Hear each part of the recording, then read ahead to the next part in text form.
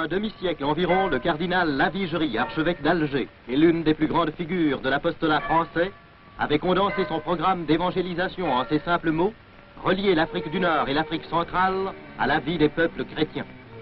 Telle est donc la mission des Pères Blancs, au nombre de plus de 2000 maintenant, répandus sur tout le continent noir. Hommes d'action, ces missionnaires n'en restent pas moins des hommes de prière, puisant chaque jour dans la méditation des évangiles la force nécessaire à leur mission.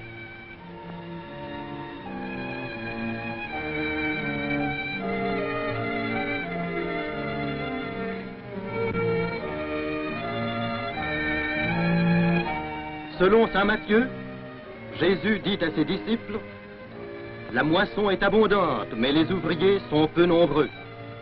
Priez donc le maître de la moisson qu'il envoie des ouvriers.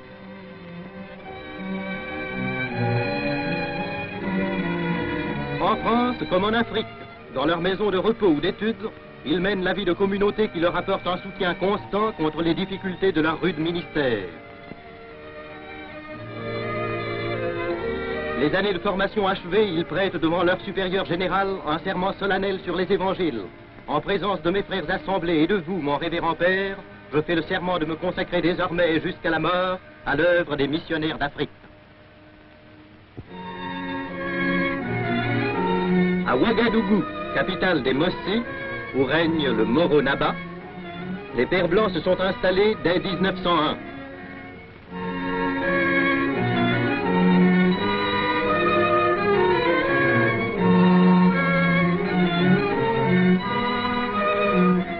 Leur mission est aujourd'hui en plein essor.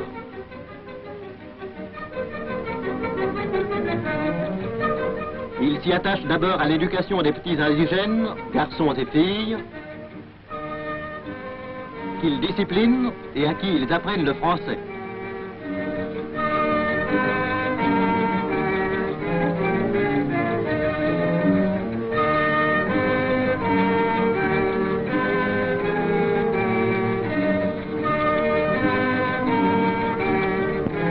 Parmi ces jeunes élèves, ils recrutent un peu plus tard les sœurs noires, dont le révérend père Goarnisson, docteur en médecine, fera des infirmières. Il dirige l'important service d'ophtalmologie.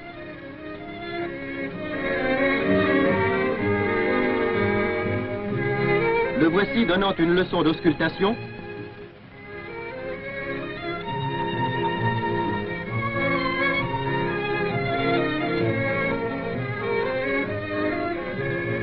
Avec l'aide des sœurs blanches du cardinal Lavigerie.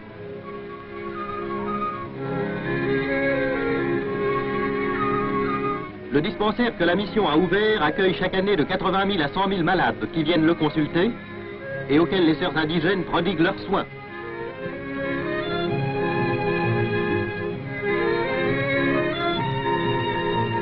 L'amélioration de la condition matérielle de la femme indigène est une tâche essentielle.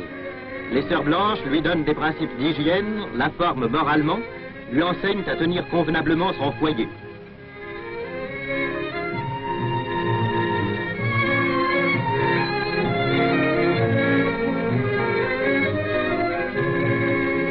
Très habiles à la couture, ces jeunes filles arrivent aisément à se servir de la machine à coudre.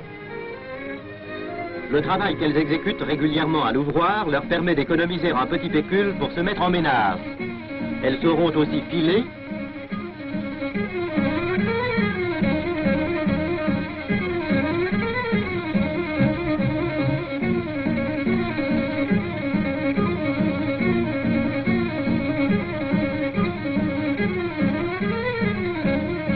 et elles montreront à l'atelier de tissage des tapis en haute laine une dextérité remarquable.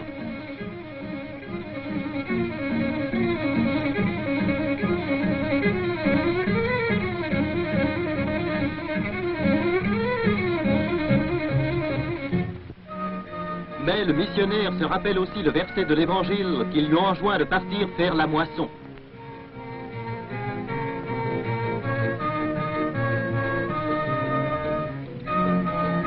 Il parcourt seul la brousse.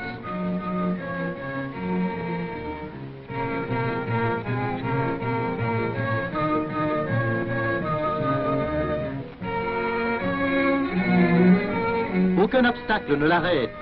Et pourtant, nature et climat rendent souvent ces tournées très pénibles.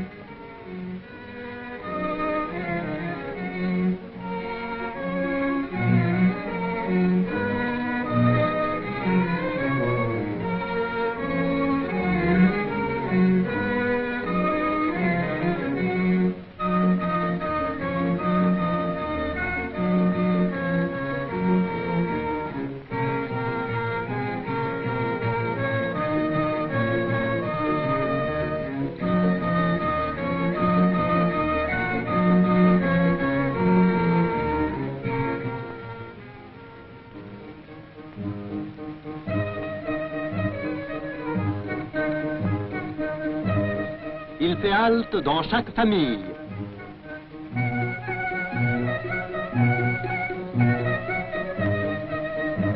Connaissant tous les dialectes indigènes, il est partout bien accueilli, car partout on l'attendait avec impatience. Ici, la mère lui présente un petit malade. Et il a toujours sur lui le remède approprié. Là, il baptise quelques nouveau-nés.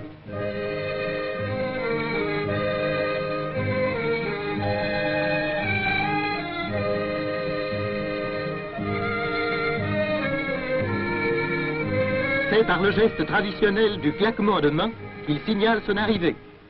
Et il y a toujours là quelques chrétiens qui l'invitent à partager la boulette de mil, nourriture habituelle du paysan noir, car tous les pères se sont adaptés à la vie indigène.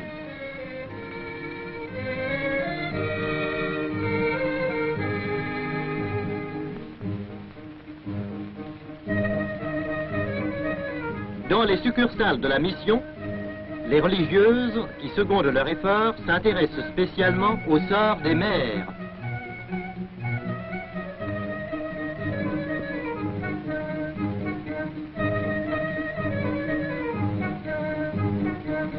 Et elles catéchisent les petits-enfants.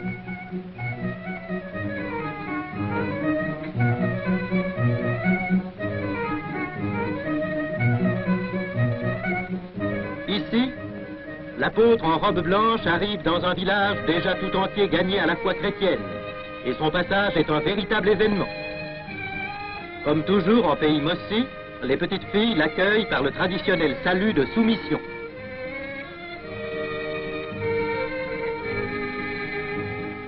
Un catéchiste représentant indigène du père annonce son arrivée à grands coups de cloche, car dans ces villages noirs, c'est à l'église que l'Angélus appelle tous les fidèles pour la prière. Et le paysan qui sarclait son champ de mil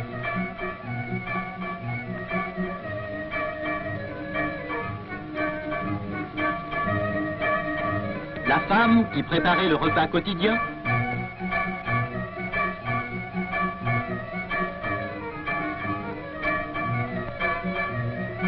tous gagnent aussitôt la chapelle.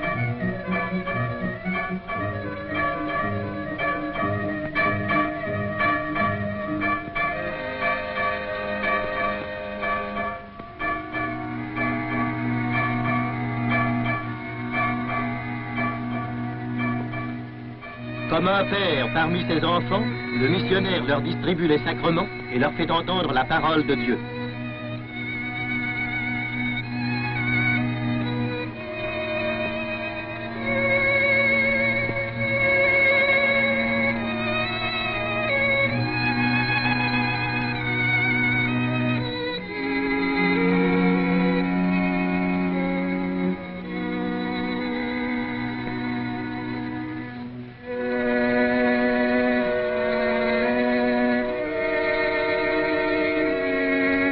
À la même heure, une foule imposante assiste aux offices habituels dans la magnifique cathédrale de Ouagadougou.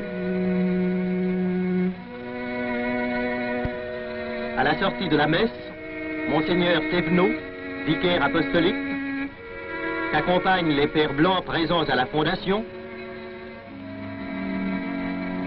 bénit les fidèles. Ainsi la France se fait précéder dans son empire par les soldats de la foi, et le premier visage d'elle que connaissent les populations indigènes est celui de la charité.